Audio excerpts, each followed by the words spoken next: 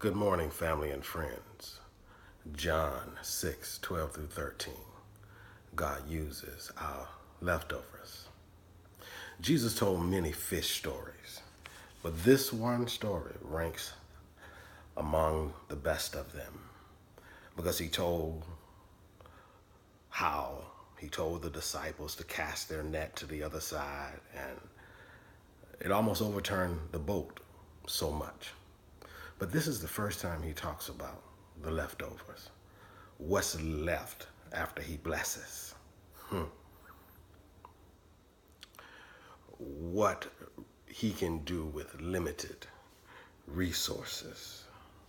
My imagination runs wild with what he did with the leftovers after that lunch for the 5,000, besides the children and the women.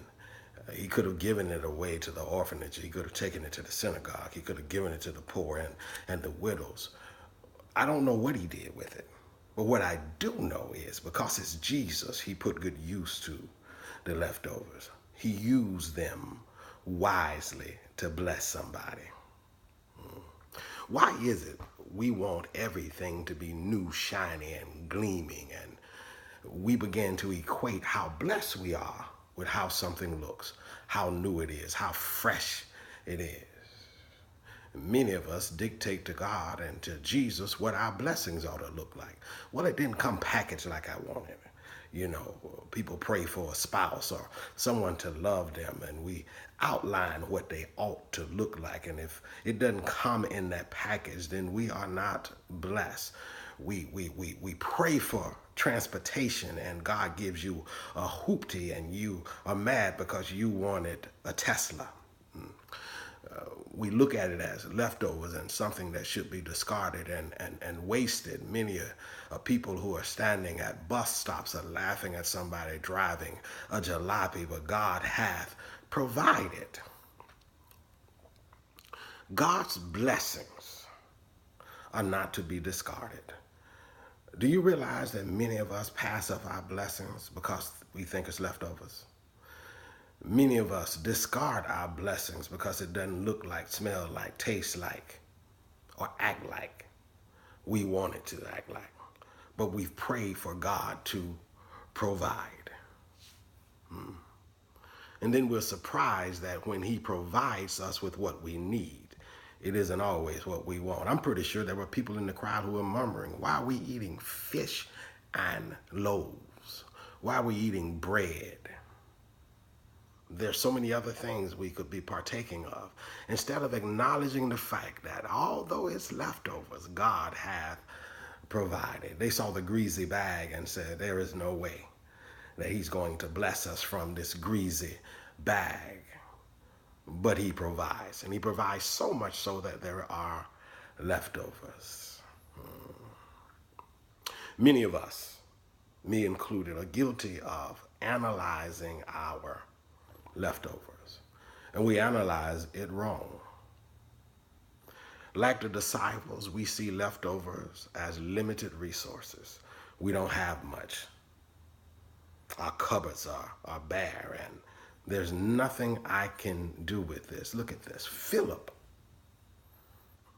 thought their only resource was the $40 that was left in the treasury.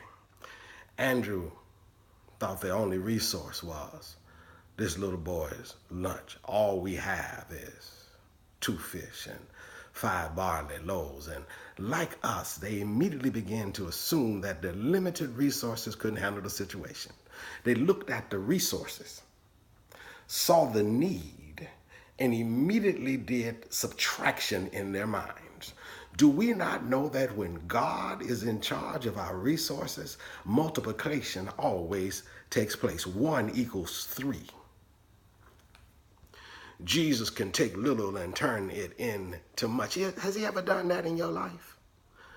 Lord knows he's done it in my life.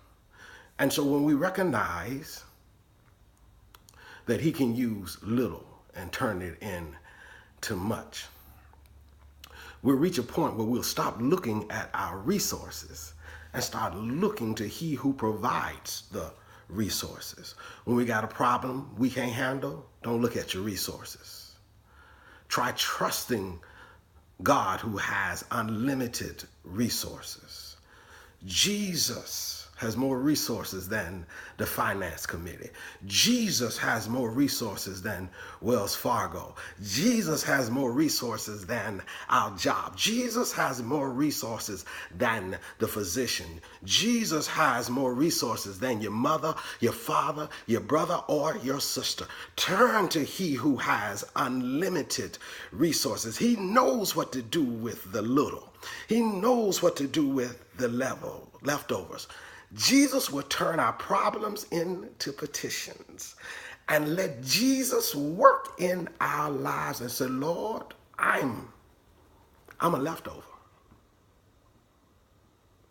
I need you to do a new thing in my life.